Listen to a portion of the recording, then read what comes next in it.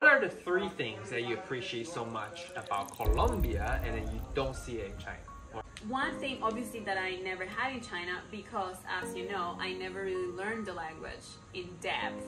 Sorry. China, I was never super independent, right? Like, I always, like, I needed help a lot of the time, right? And that was one of the things that really cost me the most. My brother speaks fluent Chinese. And he's getting away around no problem at all, 100%. It's a completely different experience. I'm not saying my experience was bad, but it's different. So you wish you had learned and you could have had different experiences. Yeah, absolutely. Or Latin America and China, in terms of like culture, we're more alike than different. Let's jump right into it because I feel like she's having a difficult time thinking about something that the Colombia is which may not be a bad thing for an audience like you guys because you probably like that kind of answer you got. Because as far as I know, when I went to the United States, it's a very different. It's like almost the opposite. Yeah. So one thing that first, like, I'm not sure if you noticed this. China is a very collective society, right? Like, so it's a society that most of the time puts the benefits of the group above the benefits of the individual. The exact opposite of the US, right? Individualism. The US is an individualistic society. Me, myself. China is a collectivistic society. So is Colombia.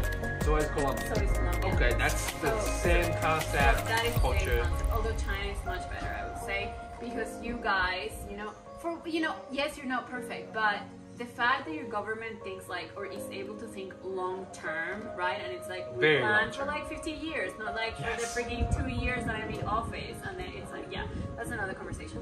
But so what I appreciated, and this was actually something that I only started to appreciate when I saw it in China, even though here it was like staring right in my face, right? Which is the importance of family, right? Like, so here for me, it was like a bad thing that, my parents wanted to like meddle in everything and like make decisions for me, and this is what you should be, and this and that. But seeing it in China, and obviously being far from my parents, like where family plays a role, let's say if you're a baby and then your mother comes to support you, yes, there's a lot of pressure. It's like, I think it's like a balance, right? Like you can't have it all. But in that like family constellation, like family constitution, I think there's a lot of similarities there. For example, in China, it's also very normal that children support their parents. Very normal, almost like an obligation. Here, yeah, okay. So here's the thing, so I support my mom, etc. So that, like, you can tell that to like Europeans or Americans, they'll be like, why? How? What? Yeah. Whereas here, it's like, no. So it was validating for me to be like, okay, so these other cultures. It makes sense that way. Yeah. Different, but also similar things towards food. I like the food around like the family table, even though like two different experiences, but definitely food. The family setting, you're supposed to come together for dinner, after work. I don't care where you work, whatever, you come home for dinner. Exactly. Even if you have a family yourself already? Yeah, you'll be like, oh, so Sundays are the days to go to grandma's for lunch, or Saturdays we go to granddad's for like dinner, or oh, we have breakfast with the in-laws on that day.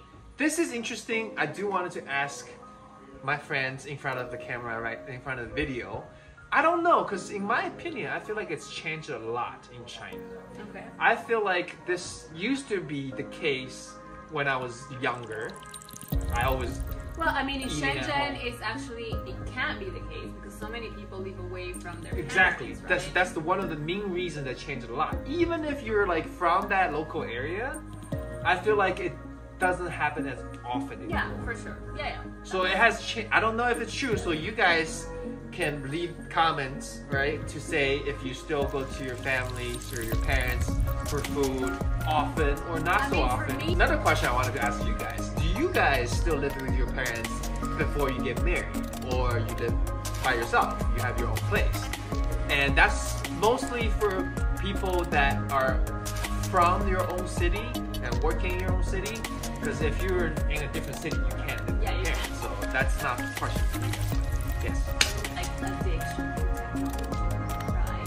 Technology can be wonderful, right? Like I just said about the WeChat ecosystem is fantastic. We're talking to people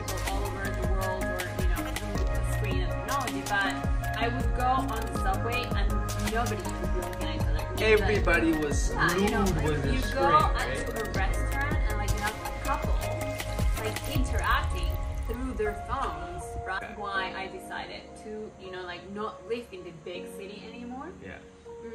And not be part of that problem. So that's one of the things that I really feel it's a huge issue. Right. And it's So not, here in this particular topic, it's actually better because people are not as yes, but it's rely- better. Another thing that I don't miss okay. is the excessive use of filters. when I would take pictures with my Chinese friends, like my Chinese colleagues, for example, I would be like, guys, no beauty filter, no beauty filter. They always have it And on. they would be like, Why? no. And I'm like, no, I don't want to have my eyes like this, or like, you know, like this, or like be super It's almost like wide. 100% of the time they use filter. You know, a friend that was single, and she was like going on a dating app. I'm like, dude, that's not you. Like, why Doesn't are even you? look like you at all, Like, right? it's not you. What are you doing? People here don't really use it as much. I think they're getting there. That is an issue because you know we're getting more like Huawei phones and like Xiaomi phones and all of this, and they have like this incorporated Yes, filter. it's already there. And then we have like this issue with Instagram as well, like having the whole filter. Same thing, so, yeah. so it's getting worse, honestly.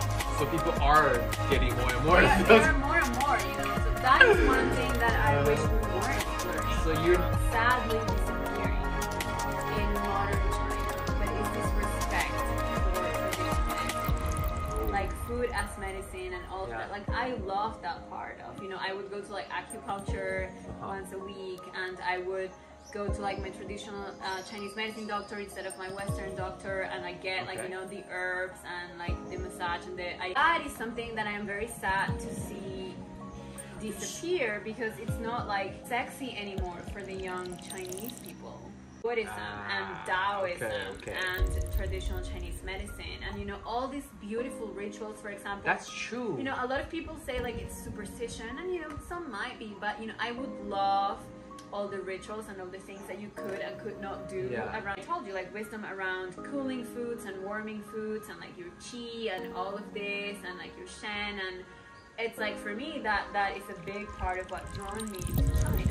Like that was very special to me, and it's something that I also cherish here in Colombia, right? That you don't see that in the big cities, but if you come to this type of town, You'll have it. then you have all of these things. Right? Okay, the natural. Yeah, the connection to the natural world and this like this ancient traditional wisdom.